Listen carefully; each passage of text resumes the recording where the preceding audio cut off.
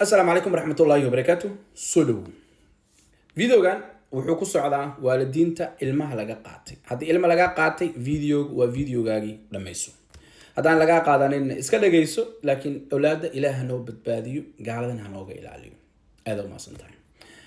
Haddii dawladda ilma ay qaadato ama yugan amtiga ilma ka qaataan maxaa xal ah? Sida ilmaaga lagu soo celin karaa? Ma social media inaa soo fariisatid oo ku oysid oo stress ibla isku furtid sida Soomaalida qaar ay sameeyaan oo kale.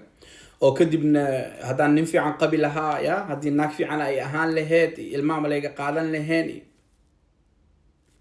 ma dawlad inaad dacwaysid lawyer qabsatid oo maxkamad ala fuushid maya ama yugan antigan albaabka ku garaacdid aad dhahdid ilmahayga rabo ايش مجتمعنا كنا في دهام جميع ما نكن ناين مش قيناس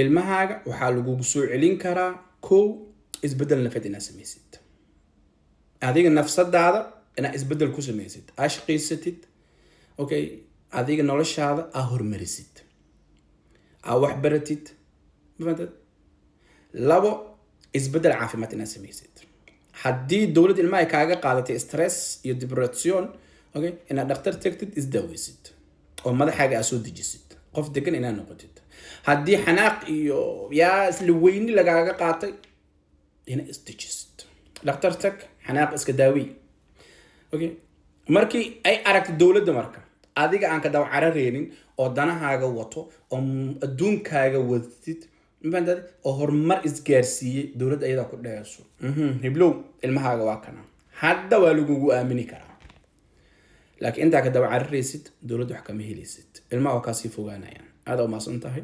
السلام عليكم ورحمة الله وبركاته.